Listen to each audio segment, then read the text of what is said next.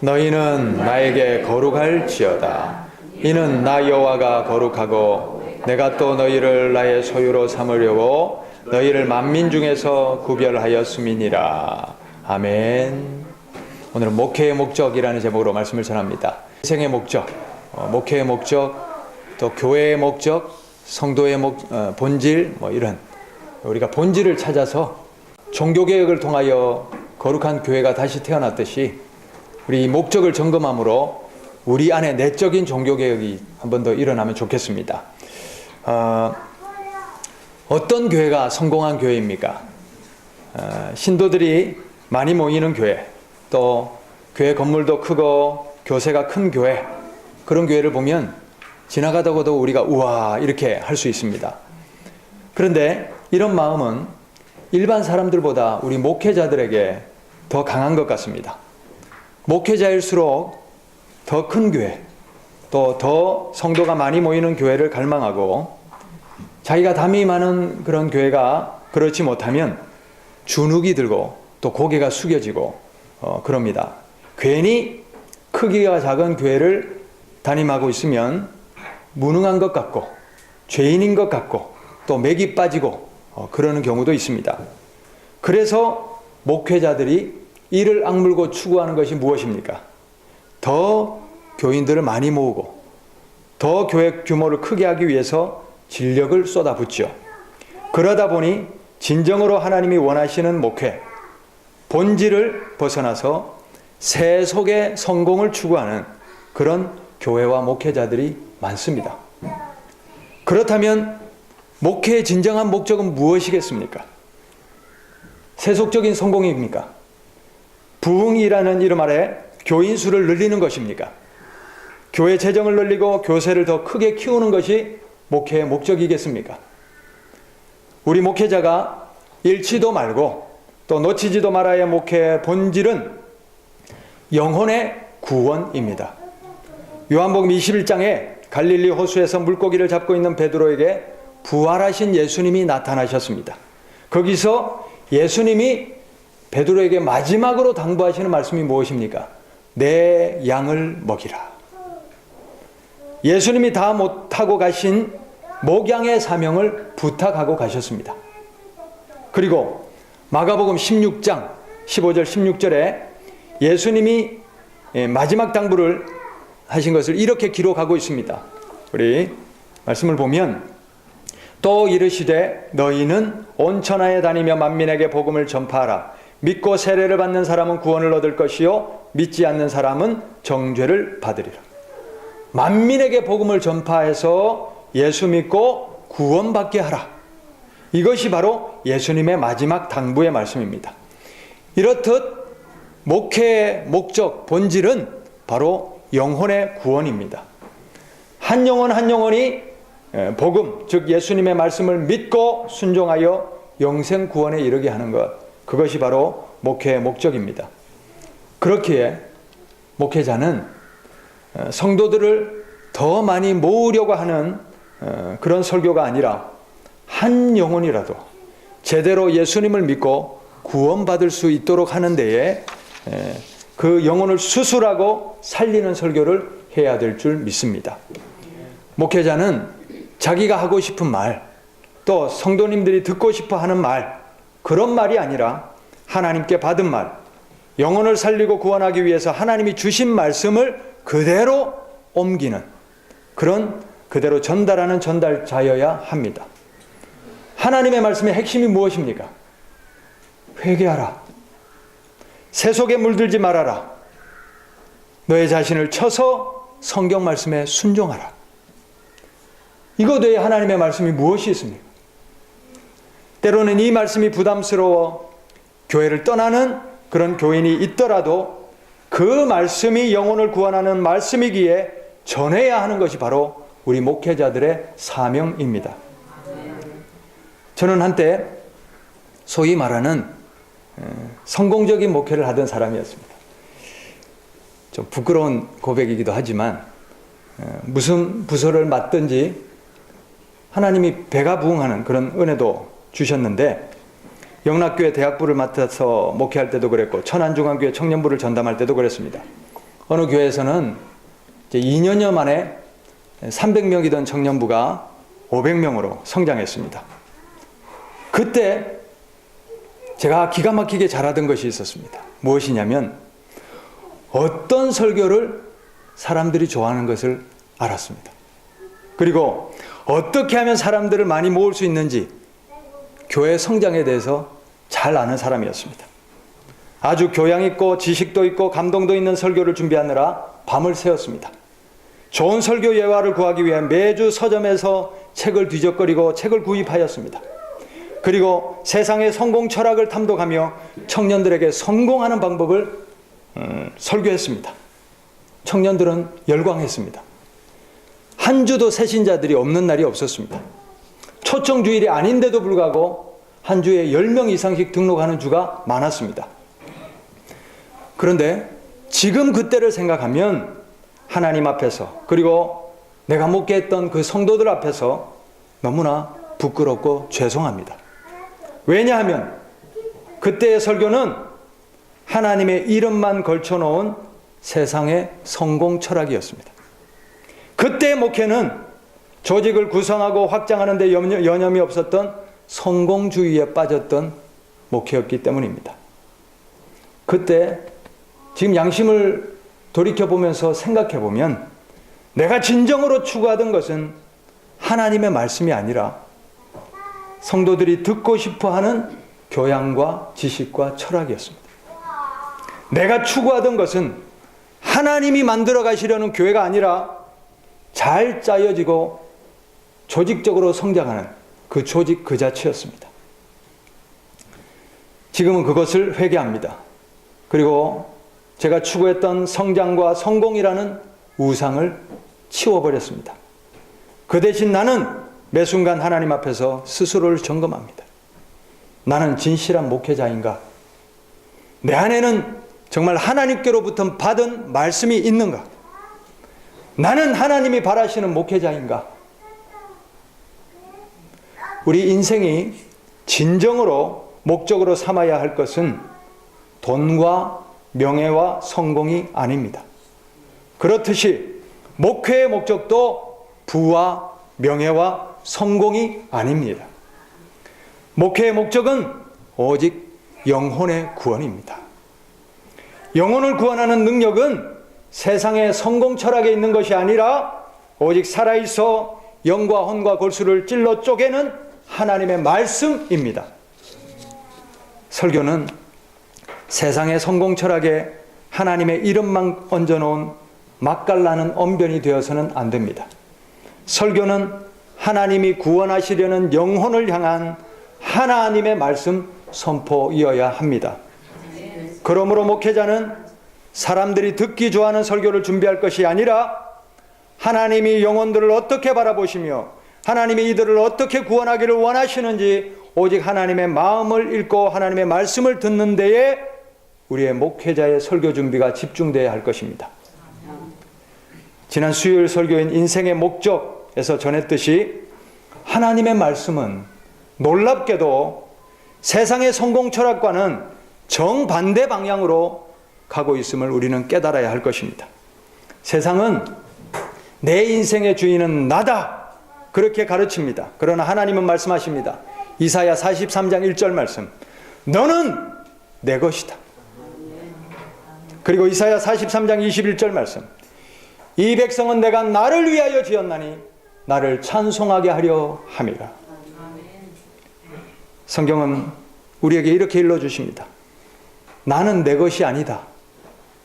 내 인생도 내 것이 아니다.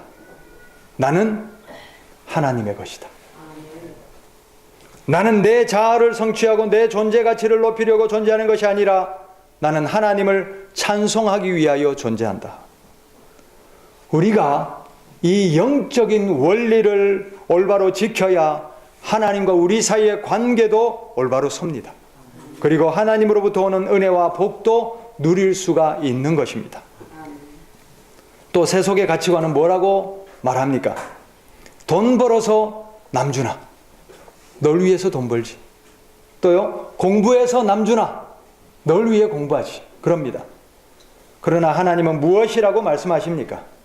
돈 버는 목적도, 공부하는 목적도, 인생을 사는 목적도 하나님을 위하여, 하나님을 찬송하기 위하여, 하나님께 쓰임받기 위하여 하라고 하시는 것입니다. 내가 하나님의 것이니 내 모든 삶의 영역을 하나님께 드리는 것이 당연할 줄 믿습니다. 내가 공부하는 것도, 직장 생활하는 것도, 사업하는 것도, 돈 버는 것도, 또 자녀를 양육하는 것도 모든 것이 하나님을 위하여, 하나님을 찬송하기 위하여, 하나님의 나라를 위하여 할 수 있는 우리 모두가 되기를 바랍니다. 너희는 먼저 그의 나라와 그의 의를 구하라. 그리하면 이 모든 것을 너희에게 더하시리라. 하나님과 나 사이의 영적인 원리가 분명히 설 때에 하나님이 책임져 주시는 인생이 되는 것입니다. 우리 모두가 다시 하나님 앞에 다시 거룩한 마음으로 설 수 있기를 바랍니다. 사람을 보는 것이 아니라 하나님 바라보고 내 자리에서, 내 사명에서 어떻게 서야 될지 다시 한번 점검하실 수 있기를 바랍니다. 하나님은 나의 종이 아닙니다. 하나님은 램프의 요정도 아닙니다. 내가 성공하고 내가 잘 먹고 잘 사는 데에 하나님을 이용하려고만 하는 생각에는 하나님이 아닌 자기라는 우상이 버티고 서 있다는 사실을 우리가 깨달아야 할 것입니다. 또 목회의 목적이 성공과 사람들 더 많이 모으려고 교세를 누리는 데만 있다면 거기에는 하나님이 계신 것이 아니라 성공했다고 인정받고 싶어하는 자아라는 우상, 그리고 하나님의 탈을 쓴 성공주의와 인본주의 우상이 자리 잡고 있다는 사실을 명심해야 합니다. 그러므로 저나 우리 모든 성도들 한 사람 한 사람이 정말 양심을 하나님 앞에 바로 세우고 진실한가, 거룩한가, 정말 하나님 앞에 바른 교회, 바른 신앙, 바른 목회 세워야 될 줄 믿습니다. 마지막 때입니다. 마지막 때입니다. 지금 내가 어떤 길에 서느냐, 이것에 따라서 죽고 살고가, 영원히 살고 죽느냐가 결정되는 때입니다. 그러므로 양심을 가지고 바른 심령으로 하나님 앞에 신앙생활 하실 수 있기를 바랍니다. 우리는 모든 일에 하나님의 거룩함을 회복해야 합니다. 내가 거룩하니 너희도 거룩하라 라는 하나님의 말씀에 비추어 내 인생도, 내 목회도, 내 교회도, 내 가정도 다시 한번 거룩함으로 세워져야 될 때가 되었습니다. 거룩함의 기준은 세상 철학이 아닙니다. 성공 철학이나 그런 것들이 아닙니다. 오직 성경의 말씀입니다. 다시 성경으로, 다시 거룩한 하나님께로 나와야 우리 모두가 구원받을 수 있습니다. 저는 사랑하는 성도님 여러분들께 진심으로 권면합니다. 오랫동안 교회 다녔다고 구원 보장된 것 절대 아닙니다. 온전히 매 순간 거룩해지실 수 있기를 바랍니다. 처음 시작하는 마음으로 성경의 말씀 앞에 자기를 비추어 보시고 성경이 하라면 하고 하지 말라면 하지 말고 성경 말씀대로만 살겠다는 결단과 자기 부인이 없이는 하나님 나라에 아무도 들어갈 수가 없습니다. 또 세상살이에 너무나 마음과 생각이 빼앗기고 세상살이에 찌들어 있는 그런 성도님들에게 권면합니다. 세상의 정욕거리나 세상의 돈과 부나 세상의 명예와 권세를 쫓아가지만 그것이 우리 인생, 우리 영혼을 구원해 주지 못합니다. 오직 성경 말씀만이 우리를 구원해 줄 길이고 진리고 생명입니다. 그동안 세상의 성공에 시간과 돈을 투자했던 것 이상으로 이제는 성경을 읽고 성경 말씀을 실천하는 데에 열정을 쏟을 수 있기를 바랍니다.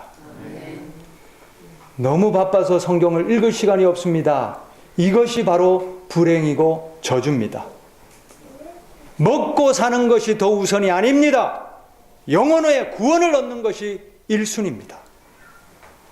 먹고 사는 것이 더 중요한 일이 아닙니다. 하나님을 찾고 하나님을 알고 하나님을 만나는 것이 필수이고 가장 중요한 우선순위인 줄 믿습니다. 하나님을 찾고 만날 시간이 없이 바쁘다면 내가 성공주의 우상을 쫓아가고 있지 않는지, 내가 만몬신, 돈신을 지금 그 신에 매여 있지 않는지 점검해 볼 수 있기를 바랍니다. 삶의 우선순위를 하나님 중심으로, 성경 말씀 중심으로 재정돈하고 영혼이 잘됨 같이 범사가 잘되고 강건한 은혜를 누리며 살아갈 수 있는 복된 믿음의 권속들 되시기를 바랍니다. 적당한 구원은 없습니다. 이 정도면 됐지, 그것이 아닙니다. 온전한 구원만 있습니다. 하나님이 됐다라고 인정해 주시는 온전한 믿음이라야 구원받을 수 있습니다.